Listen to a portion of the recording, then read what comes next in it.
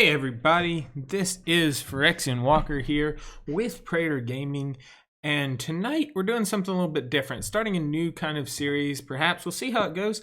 If it goes pretty well, it'll be a new thing that I do on the weekly, and if it doesn't go so well, maybe I just do it occasionally. But for tonight, we're doing a 3DH deck tech, and what I'm basically doing is I am taking my commander for tomorrow night that I'm going to play in game 1. Atraxa Praetor's Voice, and I'm going to talk about it and talk about how I built the deck, kind of how I built it within the 3DH budget. For those of you who don't know what 3DH is, 3DH is our 3-tick format that we play over on the Prater Gaming Discord, link down below, and the decks are all just 3 ticks, and we get the pricing from GoatBots, and we set seasons, and there's a spreadsheet to price it from, which you'll see in just a moment as we start talking about the deck tech. And we just kind of have a good time playing some budget commander on Magic Online, which is a quality program, but it's still a good way to play Magic during quarantine, and commander just in general with people who are far away, and just get some good commander games in, and good way to make some friends. I think we have a pretty decent community, some pretty nice people to hang out with. So definitely check that out if this kind of sparks your interest in the format. Also, while we're talking about Prater Gaming, we are affiliated with Inked Gaming and TCG Player, so you'll also see our affiliate links down in the description below when this makes it to the YouTubes. We have YouTubes, we have Twitter, Facebook, all of that stuff for Prater Gaming. Again, links in the description down below. So now let's talk a little bit more. So 3DH, you kind of have a unique, set of rules, because you can only spend 3 ticks on your entire deck. Now in this case, our commander that we're going to be talking about, and yeah, we have this extra one. We'll talk about that more later. Don't worry, she's going to come up. But right now we're talking about the Lady of the Hour. But Atraxa right here actually costs 71 or 0.71 ticks, so 71 cents, give or take. We're just going to round it and say like it's cents of your $3 budget. So that's a considerable amount. Like, that's not quite a third, but it's, you know, getting up there in the amount that you're spending on just your commander. So then you really only have, you know, about $2.30. Well, it's actually $2.29. I'm a math teacher. I'll just say it. It's $2.29 to spend on the rest of your deck. So you kind of get into an interesting situation when you're building for 3DH where you have to say, is this card worth it? Like, is Atraxa even worth it to run as the commander for 71 cents? Can I do enough with the rest of the deck when I'm spending that much of it? Or then you get into even more interesting situations. Well, I've already spent 71 cents on my commander. Is this card worth it? Like, is it worth putting this card in if it costs me another 30 cents or another 20 cents? And then you get into the point where you have to pick. You're like, I have X number of cards that are 20, 30 cents, and I can't run them all because I'll be over budget. So which ones are good enough to keep in your deck? So it just kind of lends itself to some interesting deck building decisions when you're building on a budget, and when you're specifically building on a fixed budget, like not going over a certain amount. So let's kind of get into it now and talk about exactly what the deck looks like. So here, this is our spread sheet, as you can see. But we've got our commander. As I said, our commander is 71 cents. Right here, I have broken it down into several categories. I pretty much always do the big 3, draw, tutor, ramp, and removal. We also have wraths, miscellaneous lands, combo. There's not really any combos in here. And then my 3 extra categories that I added were giving more +1/+1 counters, synergy with +1/+1 counters, and protection for our permanents. So we've got those 4 things. So you can kind of see here, I do want to sort real fast by price and show you some of the cards besides Atraxa that I said, hey, this card's just worth the bang for the buck. And we'll talk about them more in specific later. But Doubling Season being 38 cents, Cyclonic Rift being 0.3 cents, Heroic Intervention being 0.16 cents. Those are all of our 3 other cards. We only could run 3 more that were over that 10-cent limit, over that, you know, dime piece. You do see Guardian Project and Loyal Guardian both coming just under it at 0.09, and then it just goes down from there. But kind of like these 5 are where we're really spending our budget other than Atraxa. Like, we're really spending it. And obviously, I mean, Cyclonic Rift, there's all the arguments about should it be banned, should it not be banned. So obviously Cyclonic Rift, the fact that it's 30 cents again this season, every time Cyclonic Rift happens to fall down to the 3DH budget, I'm probably going to find a way to squeeze it into my deck, unless I just absolutely cannot find a way. Like, there's so many other it just wins games. I mean, it just does. So when it falls back in the budget, I tend to run it because Cyclonic Rift does win games, for better or for worse. Some people say that's for worse. Some people say, hey, why not? For 7 mana, win a game is not too unreasonable. I mean, you got things that are just a few more mana, like Primal Surge is just 10, and it wins the game even better than Cyclonic Rift does. If it don't get countered, which Cyclonic Rift, same thing, if it don't get countered. But yeah. So let's kind of go to my deck stats, because it's got the pretty pictures, and we're going to kind of break it down here. So our first, obviously we have our commander, which is Atraxa Praetor's Voice.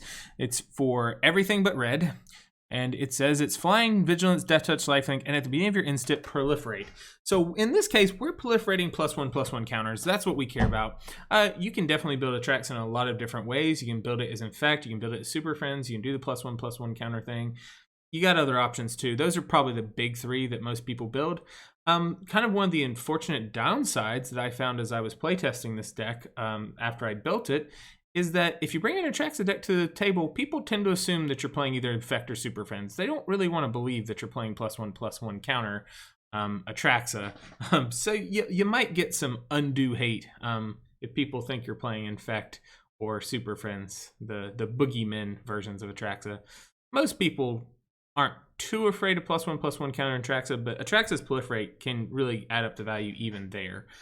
So one piece I add in this deck is Astral Cornucopia, because you drop it, it has a charge counter while Atraxa proliferates. So you drop it for 3, it just taps for 1. You know it's a manalith. It just gets you 1 mana of any color, but as Atraxa proliferates it, then you're getting 2 mana of that 1 color and 3 mana of that 1 color. It is just 1 color at a time, but just the mana advantage here can really add up, and you can just get a lot of mana from it. Then I'm running Birds, because Birds just fixes for all our colors for 1 mana, and it's a creature, so it can get +1/+ counters. It has flying, which is relevant for evasion. So, I mean, if you drop a Birds on turn 1, you can see this bird become a 5/6 pretty quickly. By like turn 6 or 7, you could have a 5/6 Birds of Paradise that isn't just able to tap to cast your spells, but can also be hitting people in the face for 5 damage. Seen it happen several times as I play tested this deck after I built it. Cultivate, just because, you know, Cultivate and Kadama's Reach, Rampant Growth, all here just because they are the cornerstone, the 3 best ramp spells to put in any green deck. Just fix for your colors so well. You know, Cultivate gets you 2 of your other colors, so does Kadama's Reach, Rampant Growth gets 1. Just good value cards. Feybarrow Elder, because after we cast Atraxa, it taps for, you know, 4 mana, and it's green, white, blue, and black, so it's just very good with Atraxa. And again, it's a creature, so it can get more +1/+1 counters, get bigger, swing, and it has vigilance, which again, relevant. Being able to swing with vigilance, not have to tap, pretty good. Farseek, I kind of threw in here because, I mean, we have 3 other colors other than forest. Green is our primary color, so we're kind of running a lot more green than anything else, and Farseek helps us fix for those others, particularly our islands and swamps. Because we're running less black and blue than green and white in this deck. Fertilid, just because you can proliferate the 1/1 counters on Fertilid and just keep on getting Rampant Growth over and over again. Gyre Sage, same kind of concept of Astral Cornucopia. You get a couple 1/1 counters on it. You proliferate those, it becomes big. It can swing, but it can also just tap for a buttload of mana, so that's always good. Into the North is just a 3DH card that I include. In 3DH, Snowlands don't cost any money currently. We made that decision that they don't cost. Decision might change at some point in the future, but as of right now, from season 1 to season 10 slash 10.5, they haven't cost any money. So we'll see. Kaldheim's reduced some each. Hey X2, how you doing? Kaldheim has released some interesting little tidbits, so pretty good. But Into the North, if you have the Snow Basics, is just another copy of Rampant Growth. Because you just go get a Snowland, fixes your mana. It's very nice. So it's just a second copy of Rampant Growth in your deck if you can run the Snow Basics. If you can't afford the Snow Basics for this deck and just want to try this deck out without it, I would probably substitute in Sylvan Caryatid. It fixes for all your colors still. It is a creature. It does have Defender, so it can't attack, but it will get bigger and bigger as the turns go on still. So if you don't want to run the Snow Basics and want to substitute in Sylvan Caryatid here, yeah, you would think so, Zambi, but This season, for right now, it's not. A lot of times, I think it's because it got the reprint, with the Zendikar Rising that's actually dropped, right? That is Zendikar Rising, right? No, that's not Zendikar Rising. What's that set symbol? I forget what that set symbol is. But since it got the reprint, right, that's why it kind of dropped. Double Masters, yeah, thanks X2. With Double Masters, the reprint probably dropped its price a little bit for right now. And so it might trend back up later, but for right now it's in 3DH budget and it's pretty fun to play for right now. And if it falls out, maybe the second lady we'll talk about later tonight can kind of fill the void of your +1/+1 counter shenanigans if you want to keep going with them. But that's kind of the wrap package, 10 cards. I tend to stick between 8 to 12 cards in 3DH for ramp. It's just a good baseline, pretty much for any deck, but 3DH, I found it's even more important to stick in there. Like some decks in non-budget, you can get away with running like 4, 6 to even as low as 4 other ramp cards because your CMC can be so low and you're running Soul Ring and Mana Crypt and stuff like that. That just gets you so much mana so fast.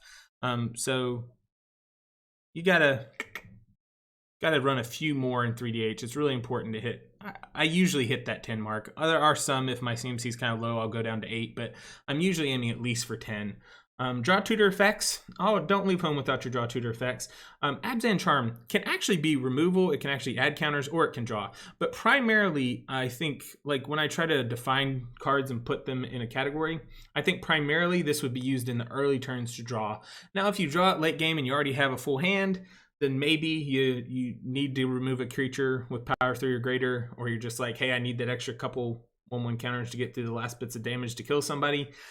There are times you'll cast it for the other two, but I think primarily in this deck, you're going to see it just draw me a couple more cards at the cost of a couple life, and it's, good value because it can it can fall in those other two categories as well. Armorcraft Judge just says when it enters the battlefield, draw a card for each creature you control with a +1/+1 counter on it. We're hoping that's several. I think as long as you have 2 cards for 4 mana with a 3/3 body, not bad. So even if you just have 2, I think you're breaking even. If you have 3+, it's just extra value, I think, at that point. Bred for the Hunt is whenever a creature you control with a +1/+1 counter on it deals combat damage to player, you may draw a card. So we're hoping to get in with some combat damage and draw some cards with Bred for the Hunt.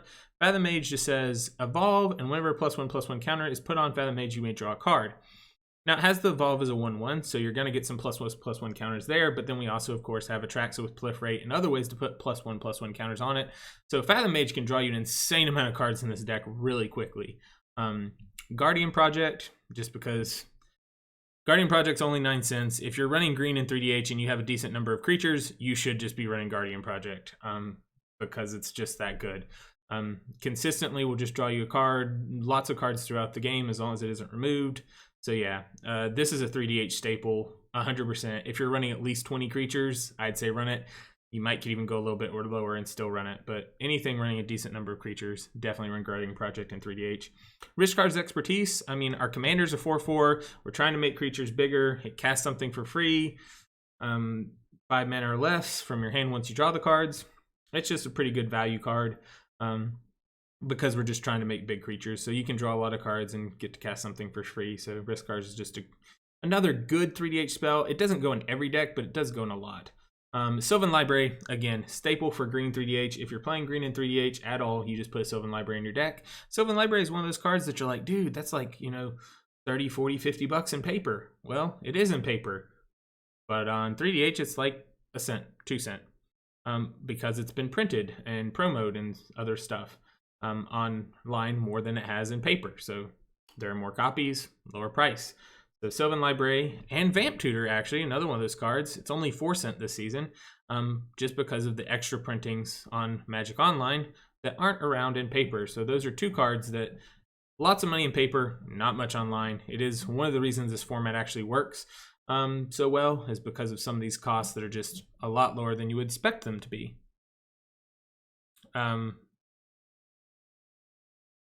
Yeah, Sylvan Library is Penny Dreadful legal too.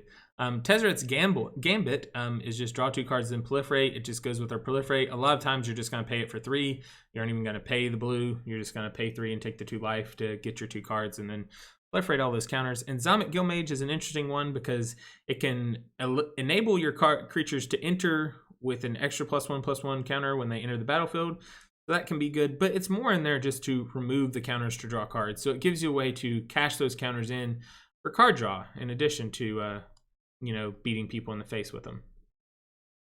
Next section is removal. We only included 8 removal cards here. We have Collective Effort, which is escalate and tap an untapped creature you control. And then you choose one or more. Destroy target creature with power 4 or greater, destroy target enchantment, or put a 1/1 counter on each creature target player controls. So a lot of times you're going to escalate this, or you're going to tap a creature just so you can destroy something and get your +1/+1 counters. Or maybe you even are able to escalate twice and tap 2 things. So you can get that creature, get that enchantment, and get it. But again, the primary focus, since 2 of these things are removal, is removal. But you got that secondary focus of getting the 1/1 counters. Generous Gift, kill something, make an elephant, Croson Grip. Another card, like these are cards just in 3DH. If you're in white, run Generous Gift. If you're in green, don't leave home without your Croson Grip. It stops so many combos dead in their tracks. I stopped a freaking food chain with it the other day, play testing this deck. So, it's just so good. Otherwise, you just don't really have a chance to respond to the food chain because they just keep on food chaining in response to you. But Croson Grip knocked them out. Lux Cannon, that's just kind of in here because it's good synergy with Atraxa, where you're proliferating those counters and getting up to that destroy target permanent a little bit faster. And it can remove any permanent. Path, swords, Retribution of the Ancients is an interesting one just because it's another way, kind of like Zomic Guildmage up here, where you can cash in for card draw. Well, this is the way we can cash in our counters for removal. So we remove those 1/1 counters from among creatures you control. So you can space it out. You just got to take them off creatures you control. And the target creature gets -X till end of turn. So it gets array on indestructibility and stuff like that.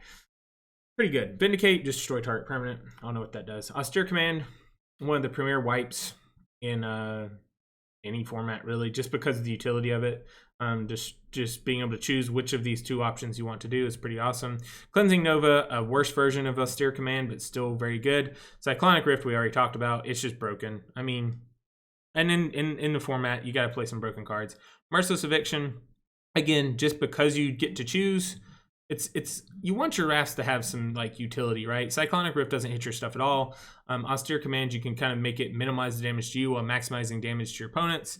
Merciless Eviction, same thing. Cleansing Nova, same thing in a way. A lot of times with Cleansing Nova, you're just going to be destroying all artifacts and enchantments because this deck doesn't run as many artifacts and enchantments as other decks do. It runs more creatures and a few planeswalkers like our Johnnies here. So both these Johnnies are in here because they put a +1/+1 counter on each creature you control and give a little bit of extra power. We're just trying to get the +1/+1 counters. Yes, the fact that creatures have vigilance, or it gives vigilance until end of turn, also good because vigilance is good. It allows you to swing freely without having to worry as much about the crackback. So vigilance is a very underrated ability, I think, especially in Commander when you have 3 other opponents. Vigilance is a very good thing to have. Catharsis Crusade, just when you put a creature in, every creature gets 1/1 counter. This thing gets out of control so fast. Conclave Mentor, Corpse Jack Menace, and Winding Constrictor are all just there to, add more counters. So if 1/1 counter would be, put twice as many. If it would be, put 1 more. If it would be, put 1 more, right? So just up in our +1/+1 counters. In the case of Winding Constrictor, it ups our other counters too. Contagion Engine, a little expensive, but once you get it down, paying the 4 for double proliferate can really get out of hand if you have a decent board state. Doubling Season, I mean, we all know what Doubling Season does. It makes our planeswalkers come in with more counters. It makes our counters get on faster. It brings our Astral Cornucopia in with more counters. Just Doubling Season is just nuts. That's why you spend 38 cents on this card, because it just makes everything that you're trying to do happen twice as fast. Evolution Sage, the proliferate on land entering the battlefield. Very good, very relevant. Makes even your land drops. Like if you draw a top deck land in this deck and have an Evolution Sage out, it's a lot better than if you're just top decking lands without an Evolution Sage, obviously. So Grateful Apparition, because of the flying, it can usually get in there, and it proliferates on damage to a planeswalker or a player. So if you have to hit a planeswalker instead, you get that extra damage. Didn't include Thrumming Bird because it only is for target player. So, if you're having to knock a planeswalker, then you don't get your proliferate triggers. So this is just a better version of Thrumming Bird in white instead of blue. But since we're in white, definitely gonna run that. Inexorable Tide, once you get this down, just every time a spell's cast for you, you proliferate. So again, one of those things that once it gets down, just the value just starts pumping out and it does great things.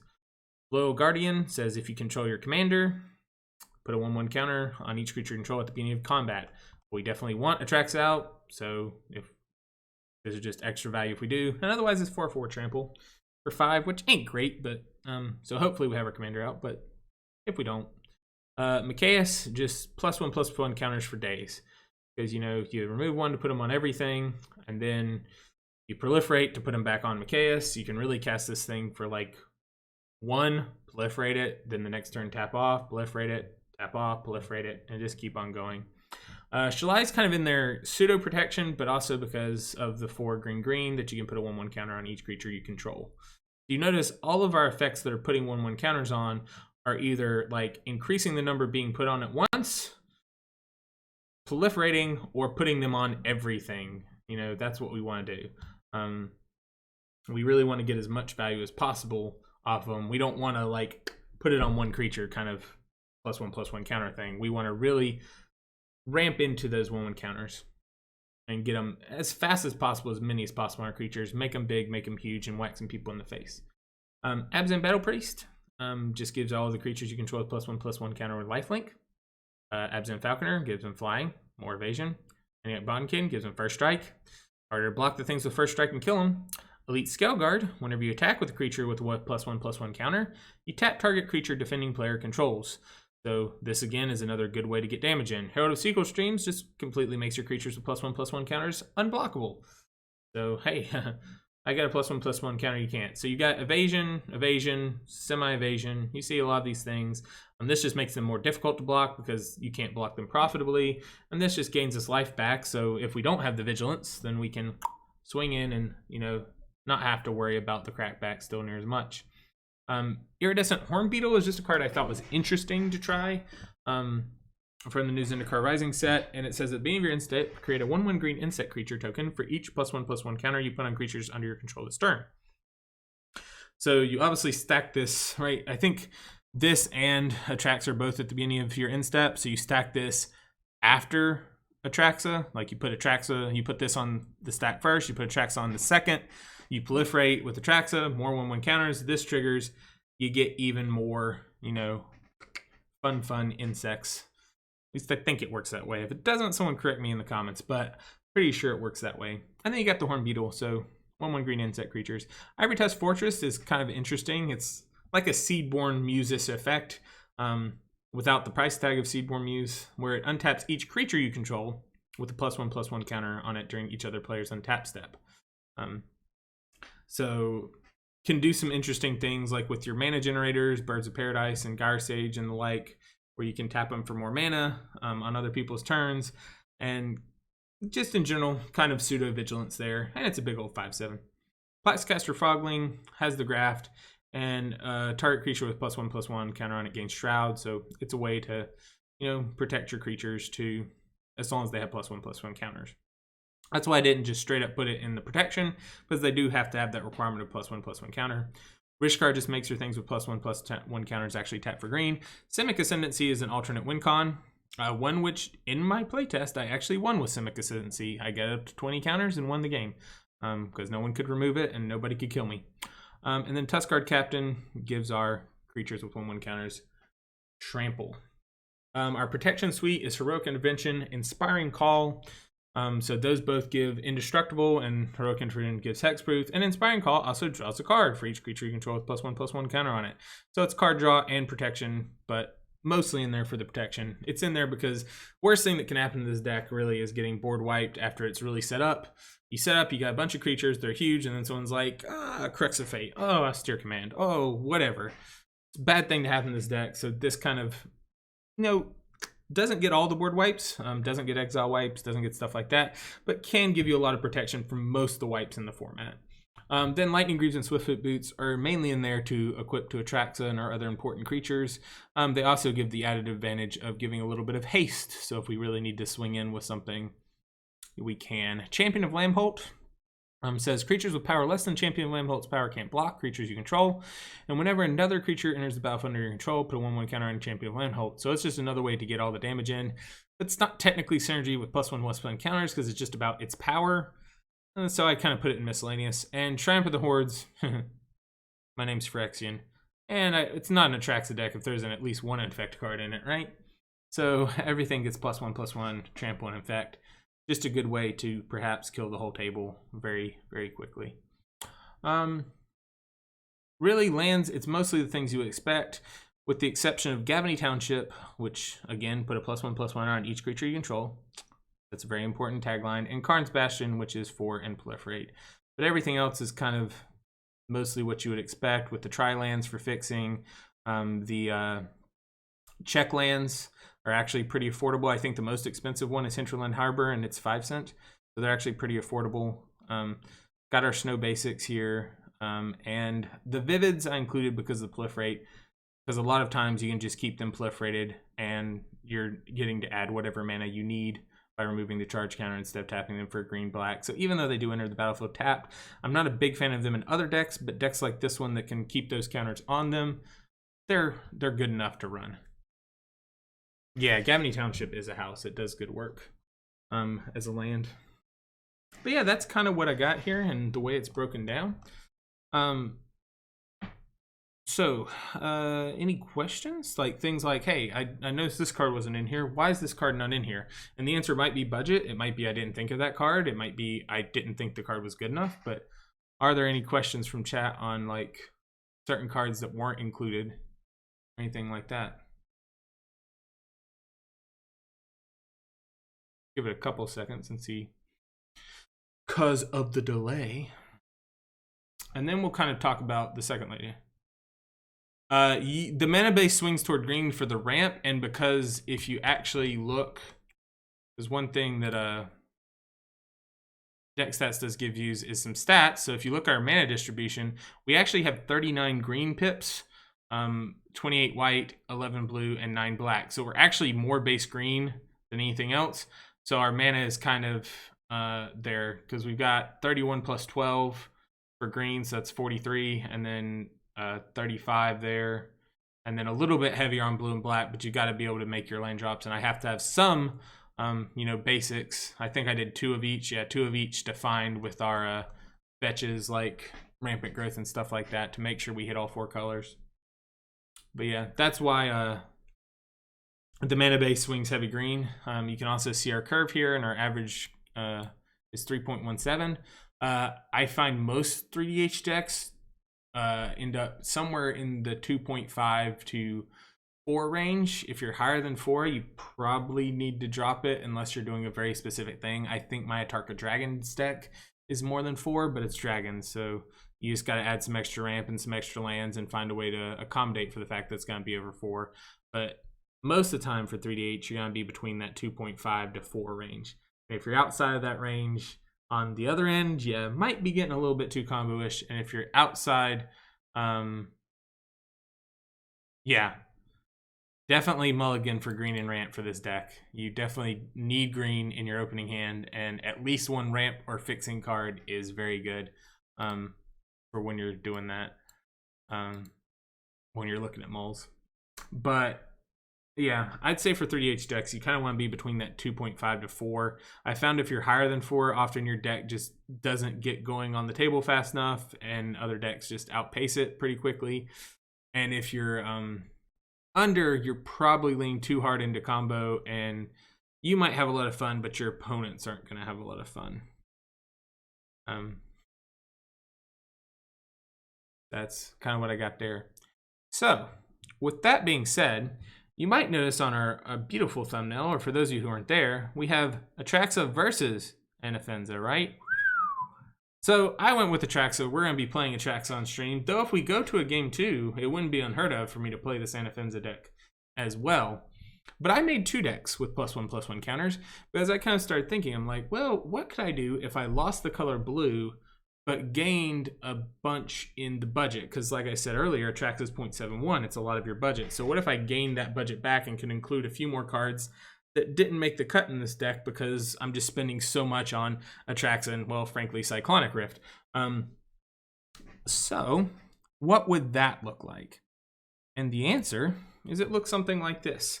Anafenza the Foremost. Now, you might be wondering, well, why Anafenza the Foremost? Well, Anafenza the Foremost, does have the text, right?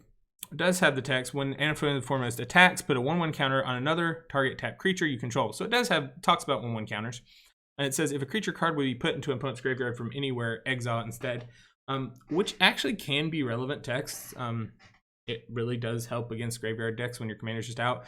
One of my highlights when I was playtesting this deck after building it was when a person cast Final Parting and put some card in their hand, don't know what card it was, and then tried to put a Nether Trader in the graveyard, and the Nether Trader got exiled. And I'm like, what the heck happened to my Nether Trader? I'm like, Anafenza has relevant text. So reading the card explains the card, people. Be careful of that. But what we ended up doing, right, for this deck is we got to spend a little bit more money on some other cards. You see, wait, well, that's the wrong one. Go back to this one, yeah. You see here that Anafenza is only 9 cents, so we save like 60 cents just from the commander. And if we sort here by price, you'll see like some cards that weren't at the top of the list on the other one. Clonian Hydra, Vigor, Coalition Relic, Anguish Unmaking, Return of the Wide Speaker, and Incubation Druid. So here, we went from 5 cards in that top spot above Mikaeus and Generous Gift to now 1, 2, 3, 4, 5, 6, 7, 8, 9, 10. So we doubled the number of cards above Mikaeus and Generous Gift. Mikaeus and Generous Gift being in both decks. And in fact, most cards in both decks. I think that there are a total of, I believe, 13 besides the commanders. Yeah, 13 cards that are actually different besides the commanders and lands. We'll talk about lands too, but I didn't really because obviously the lands are going to be different because I'm missing an entire color from the other deck. So that's obviously going to be different, but not a whole heck of a lot of differences there. So with Anafenza, right? Again, in the ramp, I'm not going to talk about the cards we already talked about. We have Birds of Paradise, Cultivate, Faebearer, Fertilid. We have all those that are the same. Again, into the north, if you don't have the Snow Basics, you don't want to spend money on Snow Basics, just sub in Sylvan Caryatid. You'll be fine. It'll work about just as well, and it'll still fit in the budget for the deck because it's only a cent or two, and you've got the room to put it in over into the north. But here we have Incubation Druid instead of Farseek. 1, Farseek not as good in 3 colors instead of 2, but Incubation Druid actually really good because you don't actually have to adapt it here to get the 1/1 counter on it. You can get the 1/1 counter on it and go ahead and start tapping it for 3 mana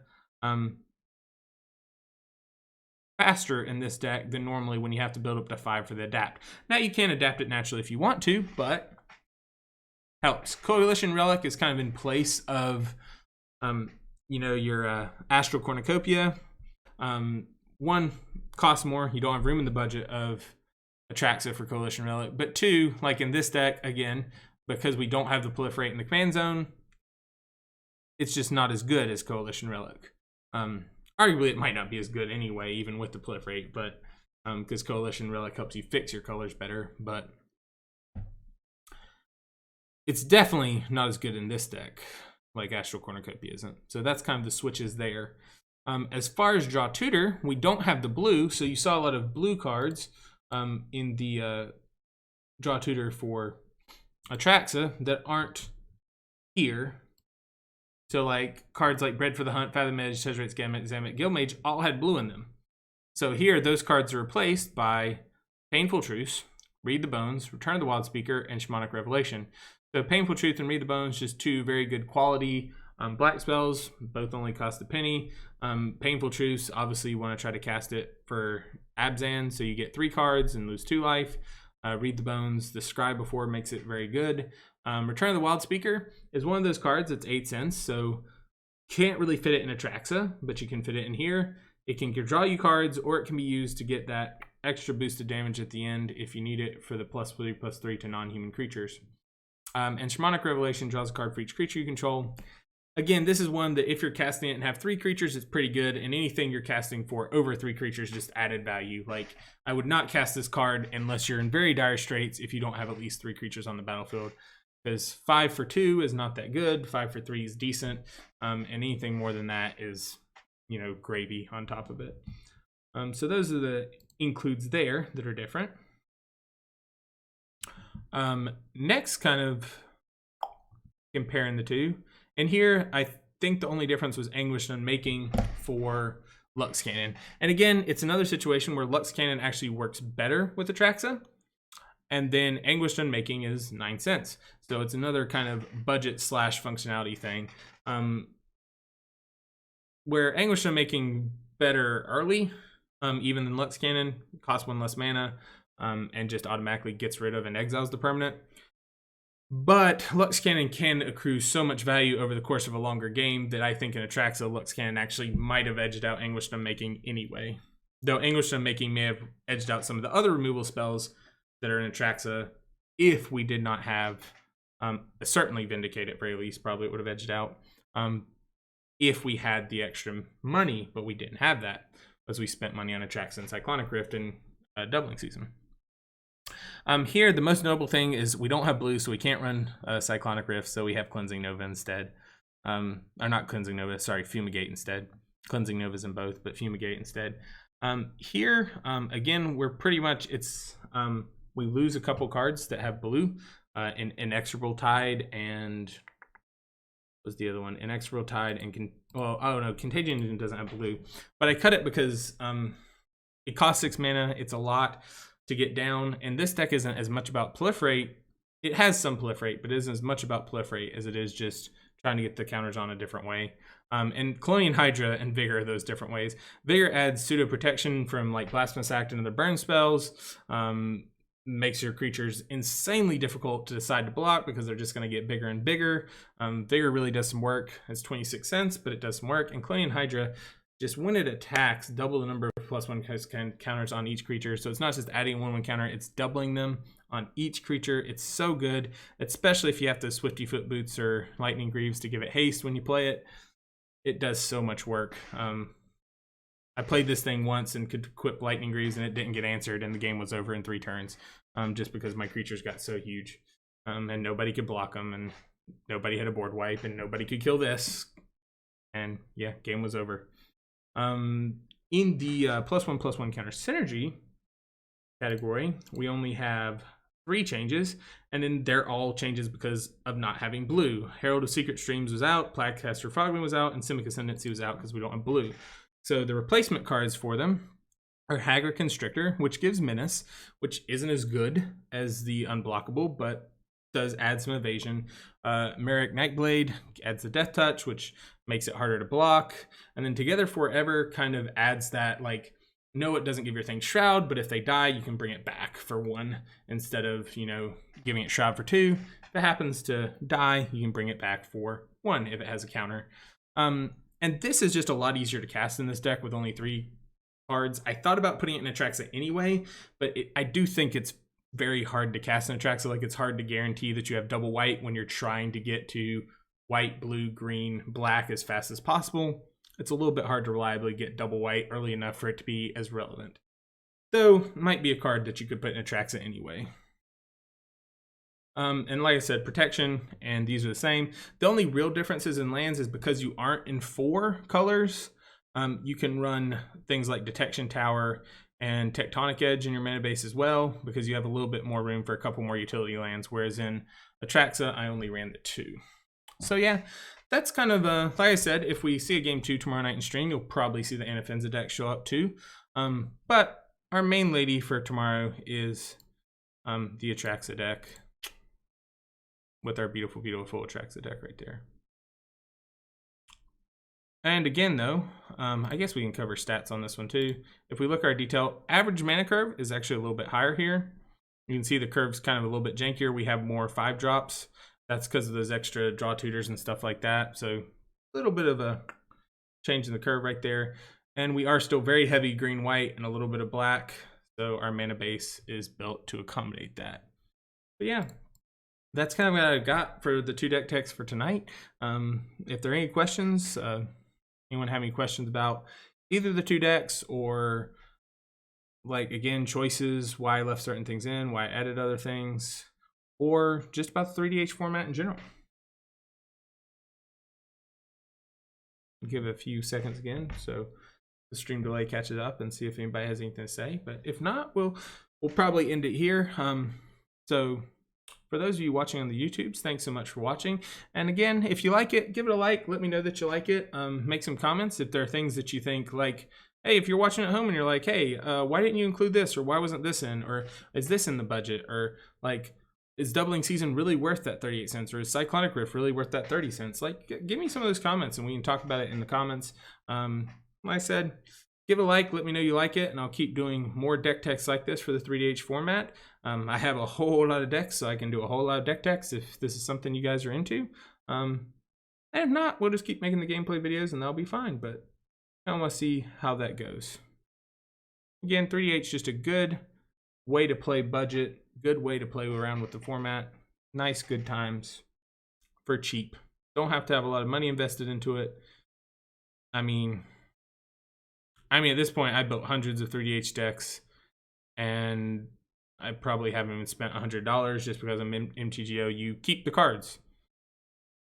So I built hundreds of decks and probably haven't even spent $100 total on the format, and I've been playing it for 3.5 years now, since before we even had seasons. So good format to get into on the cheap, won't cost you a whole lot of money, and you can get some good magic still. You can do some good things. Like, I think we can agree that this deck, well, you know, not super fast and not super powerful, still has a lot of powerful cards and has good synergies and good things going for it. At least I hope.